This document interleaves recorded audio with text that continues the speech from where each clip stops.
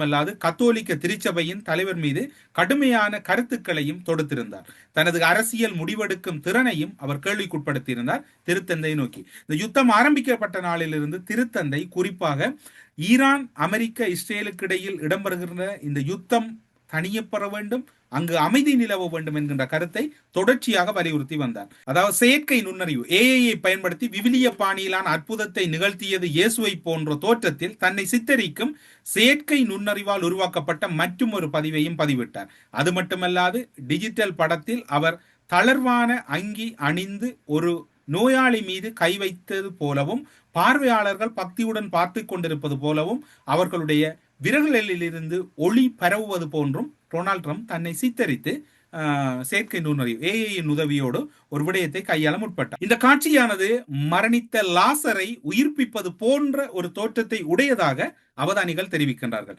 செய்தியாளர்களிடம் பேசிய சமூக வலைத்தளங்களில் பதிவிடும் ட்ரம்ப் போப்பின் ரசிகன் அல்ல என்றும் அவர் சிறப்பாக பணியாற்றவில்லை என்றும் குற்றச்சாட்டுகிறார். செய்தியாளர்கள் மத்தியிலே திருத்தந்தை தனக்கு உடையவரல்ல, தனக்கு விருப்பத்துக்குரியவர் அல்ல, தான் ரசிக்கின்ற வகையில் இல்லை என்கின்ற குற்றச்சாட்டையும் மிக்கிறார். அவர் மிகவும் தாராளவாதி என்றும் தீவிரவாத இடதுசாரி என்றும் அவர் அழைத்தவர்களுக்கு அதிக அனுபவத்தை காட்டுவோர் என்றும் தெரிவித்துள்ளார். குறிப்பாக அமெரிக்கா மற்றும் வெளியுறவு கொள்கை தொடர்பான பிரச்சனைகளில் திருத்தந்தை அரசியல் கருத்துக்களை கூறுவதை விடுத்து ஆன்மீக கடமைகளில் கவனம் செலுத்த வேண்டும் என்றும் டொனால்ட் ட்ரம்ப் கூறுறார்.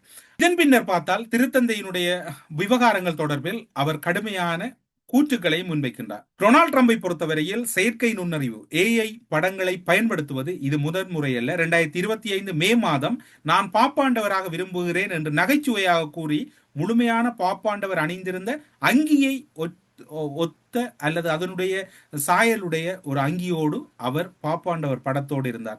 அந்த படமும் இணையதளத்தில் வைரலான போது அது பெரிய அளவில் விமர்சனத்துக்குள்ளானது, ஆனால் கடுமையான விமர்சனத்துக்கு உள்ளாகவில்லை. ட்ரம்ப் கருத்து தெரிவிக்கின்ற போது ட்ரம்பின் கருத்துக்கு பதில் கருத்து தெரிவித்திருக்கக்கூடிய வத்திக்கானில் இருக்கக்கூடிய வத்திக்கானின் சார்பில் பேச வல்லவராக இருந்த அதிகாரி அருட்தந்தை அண்டோனியோ அவர்களுடைய கருத்தை பார்க்கின்ற போது அமெரிக்க ஜனாதிபதி திருத்தந்தை தொடர்பில் எழுப்பியிருக்கக்கூடிய விமர்சனம் தொடர்பில் வத்திக்கானின் அதிகாரி அது தொடர்பில் பேச வல்லவராக இருக்கக்கூடிய அருட்தந்தை அண்டோனியோ அவர்கள் குறிப்பிடுகையில் ஒரு தார்மீக குரலை குறிவைப்பதாகவே உணர்கிறேன், ஏனெனில் அவரால் அதை அடக்க முடியவில்லை.